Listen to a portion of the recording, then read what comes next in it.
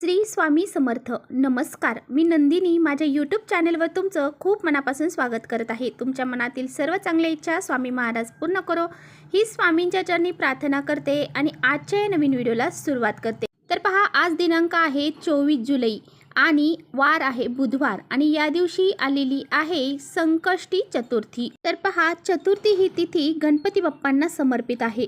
त्यामुळे या दिवशी आपल्याला गणपती बाप्पांची विधिवत पूजा अर्चा करायची आहे आणि त्याचबरोबर आपल्याला काही उपाय देखील करायचे आहेत. गणपती बाप्पांना ज्ञानाची, विद्येची आणि बुद्धीची देवता म्हणून ओळखलं जातं. त्याचबरोबर विघ्नहर्ता, संकटनाशक असं म्हणून सुद्धा त्यांना ओळखलं जातं. आपल्या सर्वांनाच माहीत आहे की कोणत्याही पूजेची सुरुवात ही गणपती बाप्पांच्या पूजनानेच केली जाते, जेणेकरून त्या मंगल कार्यामध्ये किंवा त्या पूजेमध्ये कोणत्याही प्रकारचे विघ्न, अडथळे येऊ नये. म्हणून गणपती बाप्पांची पूजा करूनच नंतरच बाकीचे जी काही शुभ कार्य आहेत तर ती केली जातात.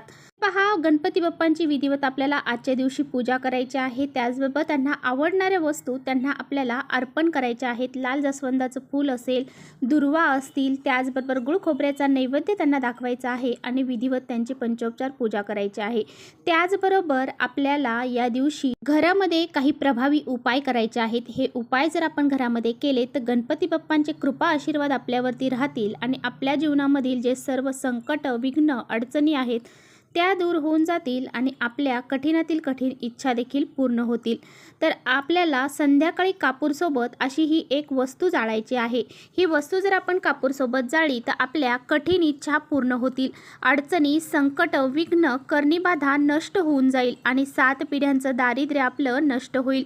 असा हा अत्यंत प्रभावशाली उपाय कसा करायचा आहे याबद्दलच आजच्या व्हिडिओमध्ये आपण जाणून घेणार आहोत. त्यामुळे तुम्ही कुठेही व्हिडिओ स्किप न करता शेवटपर्यंत नक्की बघा, जेणेकरून तुमच्यापर्यंत योग्य ती माहिती पोहोचेल. आपल्या चॅनलवर जर नवीन असाल तर चॅनलला लगेच सबस्क्राईब करा आणि असेच माहितीपूर्ण व्हिडिओ पाहण्यासाठी बेल आयकॉनलाही प्रेस करा, म्हणजे मी जेव्हा नवीन व्हिडिओ अपलोड करेन त्याचं नोटिफिकेशन सर्वात अगोदर तुम्हाला भेटेल आणि तुम्ही एकही व्हिडिओ मिस करणार नाही. त्याचबरोबर कमेंट्समध्ये ओम गण गणपती नमः हे लिहायला देखील विसरू नका. तर पहा, आज संकष्टी चतुर्थी आहे आणि त्याचबरोबर आज गणपती बाप्पांचा वार बुधवार आहे आणि हे दोन्ही योग एकत्र आल्यामुळे या दिवसाचं अनन्यसाधारण महत्त्व या दिवसाला प्राप्त झालेलं आहे. आणि बघा, गणपती बाप्पांचे गणेश तत्व जे आहे तर ते संकष्टी चतुर्थीच्या दिवशी खूप जागृत अवस्थेमध्ये पृथ्वी तलावरती असतात आणि अशा वेळेस जर आपण काही घरामध्ये उपाय केले, सेवा केली, पूजा केली तर त्याचे फळ आपल्याला ते प्राप्त करून देतात आणि आपल्यावरती त्यांचे कृपा आशीर्वाद राहतात. आता बघा, हा उपाय आपल्याला कधी करायचा आहे? हा उपाय आपल्याला संध्याकाळी करायचा आहे. संध्याकाळी 6च्या नंतर 7:30 वाजेपर्यंत हा जो लक्ष्मी येण्याचा टाईम आहे तर या टायमामध्ये जर तुम्ही हा उपाय तुम्हाला करणं शक्य झालं तर तुम्ही ह्या टायमामध्ये हा उपाय करायचा आहे. जर तुम्हाला या टाईममध्ये वेळ नाही तर तुम्ही संध्याकाळी 6 नंतर रात्री 12 वाजेपर्यंत हा उपाय कधीही करू शकता. आता बघा, हा उपाय आपल्याला आपल्या घरामध्ये का करायचा आहे? तर पहा, हा उपाय घरात केल्यामुळे आपल्या घरामधली जी नकारात्मक ऊर्जा आहे तर ती नष्ट होऊन जाते. आपल्या घराला कोणी दोष लावलेले असतील, आपल्या घरामध्ये पैसा टिकत नसेल, आपल्या घरामध्ये करणीबाधा झालेली असेल, आपल्या पतीची, मुलांची प्रगती होत नसेल, कुटुंबाची प्रगती होत नसेल, त्याचबरोबर आपल्या घरामध्ये आजारपण हे जास्त प्रमाणामध्ये वाढलेलं असेल, आलेला पैसा हा आजारपणामध्येच निघून जात असेल आणि घरामध्ये आपल्याला असं जाणवत असेल की काहीतरी अदृश्य शक्ती आपल्या घरामध्ये वावरत आहे, तर यासारख्या सर्व समस्या आपल्याला दूर करण्यासाठी हा उपाय करायचा आहे. त्याचबरोबर आपल्या काही कठीण इच्छा असतात तर त्या इच्छा पूर्ण होण्यासाठी सुद्धा तुम्हाला हा उपाय करायचा आहे. घरातील दारिद्र्य, गरिबी नष्ट होण्यासाठी तुम्हाला हा उपाय करायचा आहे. आपल्या घरामध्ये जर आपण कापूर जाळला तर घरातील नकारात्मक ऊर्जा ही नष्ट होऊन जाते आणि त्याचबरोबर घरामध्ये सकारात्मक वातावरण निर्माण होते. आणि बघा, जर आपल्या घरामध्ये पितृदोष लागलेला असेल तर आपल्याला ज्या काही एवढ्या समस्या सांगितलेल्या आहेत तर ह्या समस्या आपल्याला यायला सुरुवात होते आणि म्हणून तुम्हाला हा उपाय करण्यासाठी एक खोबऱ्याची वाटी घ्यायची आहे. जर तुमच्याकडे अख्खी खोबऱ्याची वाटी असेल तर ती तुम्ही नक्की घ्या, नसेल तर खोबऱ्याचा तुकडा जरी घेतला तरी सुद्धा चालेल. या वाटीमध्ये म्हणजे ह्या खोबऱ्याच्या वाटीमध्ये तुम्हाला 5 भीमसेनी कापराच्या वड्या घ्यायच्या आहेत. आता तुमच्याकडे भीमसेनी कापूर जर नसेल तर जो साधा कापूर असेल तो घेतला तरी चालेल. आता बघा, आपल्याकडे 2 लवंगा असतील तर त्या 2 लवंगा पुढे फूल असणाऱ्या आणि अखंड आपल्याला घ्यायच्या आहेत. त्यासुद्धा आपल्याला त्या वाटीमध्ये टाकायच्या आहेत. त्यानंतर आपल्याकडे जर पिवळी मोहरी असेल तर ती पिवळी मोहरी आपल्याला घ्यायची आहे. जर तुमच्याकडे पिवळी मोहरी नसेल तर काळे तीळ घेतले तरीसुद्धा चालेल. आता बघा, काळे तीळ किंवा पिवळी मोहरी या दोन्हीपैकी एकच वस्तू आपल्याला घ्यायची आहे. जी तुमच्याकडे असेल ती तुम्हाला हातामध्ये घ्यायची आहे.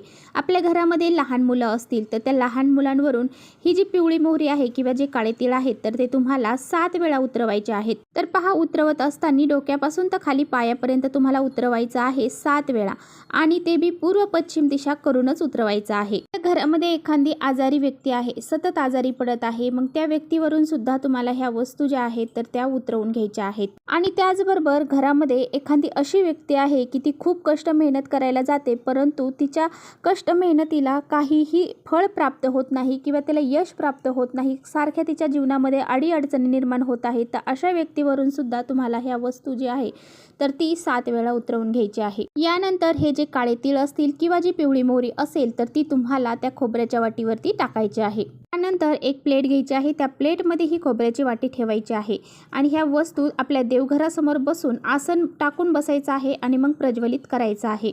आता पहा, हे प्रज्वलित करत असताना ओम गण गणपते नमः, ओम गण गणपते नमः हा गणपती बाप्पांचा अतिशय प्रभावशाली मंत्र आहे. हा मंत्र म्हणत तुम्हाला हे प्रज्वलित करायचं आहे. आता प्रज्वलित केल्यानंतर आता हे भांड तिथून उचलायचं आहे. पूर्ण घरामध्ये, म्हणजे तुमच्या घरामध्ये पूर्ण रूम असतील, खोल्या असतील, त्या खोल्यांमध्ये संपूर्ण घरामध्ये तुम्हाला हे भांड फिरवायचं आहे. फिरवून झाल्यानंतर तुम्हाला मुख्य दरवाजावरती घेऊन जायचं आहे आणि मुख्य दरवाजावरती घेऊन गेल्यानंतर तिथे थोडा वेळ ठेवायचं आहे. नंतर ते भांड उचलून परत आपल्याला आपल्या गणपती बाप्पांसमोर आणून, म्हणजे देवघरामध्ये आणून ठेवायचं आहे.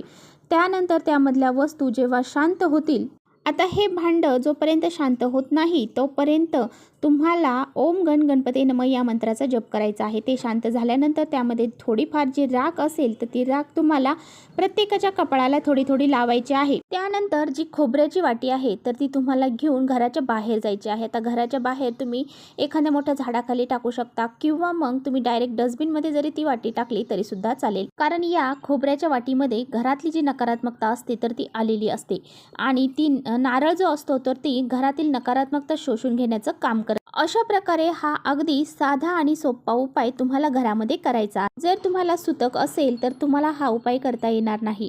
जर मासिक धर्म असेल तर ती ज्या व्यक्तीला मासिक धर्म आहे त्या व्यक्तीच्या व्यतिरिक्त दुसऱ्या व्यक्तीने हा उपाय केला तरी चालेल. त्याचबरोबर आपल्या घरावरती बाप्पांची कृपा राहावी, येणारे संकट अडचणी हे आपल्यावरचे टळून जावेत, यासाठी तुम्हाला गणपती बाप्पांसमोर आज संध्याकाळी चौमुखी दिवा देखील लावायचा आहे. आता बघा, गव्हाचं कणिक मळा, त्यामध्ये थोडीशी हळद टाका आणि त्या कणकेचा चौमुखी दिवा तुम्ही तयार करा. 2 वातींची 1 वात करून अशा आपल्याला 4 वाती त्यामध्ये घालायच्या आहेत. शुद्ध गाईचं तूप आपल्याला यामध्ये घालायचं आहे आणि तूप जर नसेल तर तेल घातलं तरी चालेल.